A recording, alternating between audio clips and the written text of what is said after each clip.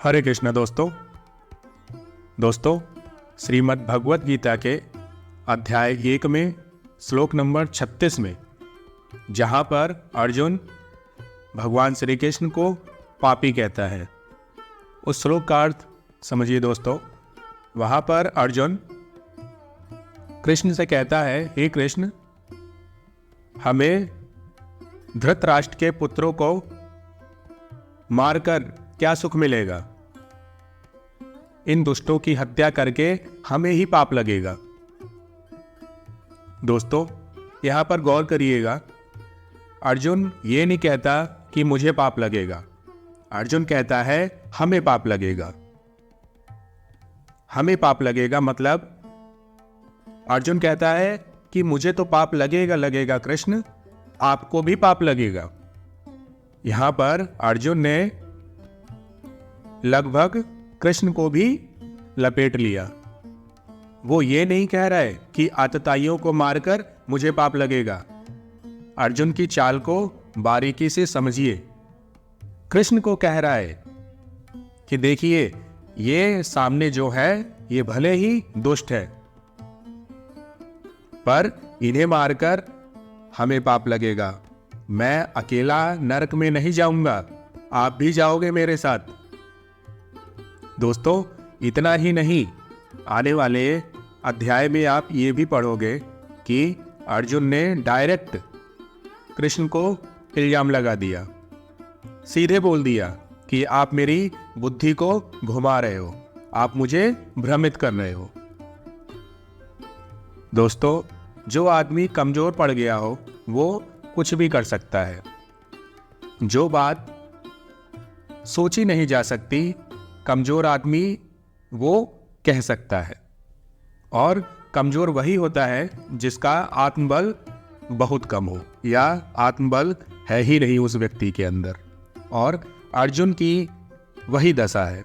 अर्जुन के पास इस समय आत्मबल बिल्कुल भी नहीं है, इसीलिए वो ये कह रहा है कि मैं तो पाप करूंगा ही इनको मारकर, लेकिन आप भी पापी बनोगे मेरे साथ। दोस्तों आत्मबल की कमी होने के कारण फिर तो इंसान बेकार की बातें ही करता है, उल्टे पुल्टे तर्क देता है।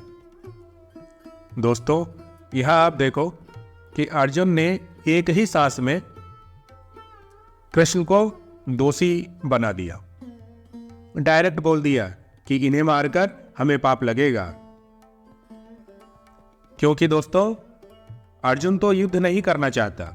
अर्जुन कह रहा है कि मैं अपना गांडीव नीचे रख के मैं तो जा रहा हूं, खुद तो भाग रहा है। इसीलिए सारा इल्जाम कृष्ण के सर पे डाल दिया। अब पाप किसको लगेगा? कृष्ण को पाप लगेगा। अर्जुन के अनुसार अब पापी कौन हुआ? कृष्ण पापी हुए। दोस्तों ये तो छोड़िए अर्जुन की बात, आज कलयुग में भी दुनिया भर के बहुत से ऐसे लोग हैं, बहुत सी ऐसे दुष्टात्माएं हैं, अधर्मी होते हैं, जो कृष्ण को ही दोषी कहते हैं, कृष्ण को ही पापी कहते हैं। सारा दोष कृष्ण के ऊपर ही लगा देते हैं। वो कहते हैं कि ये सारा महाभारत कृष्ण के द्वारा रचा गया है, कृष्ण चाहते तो सबको बचा लेते, इतने लोग मारे नहीं जाते।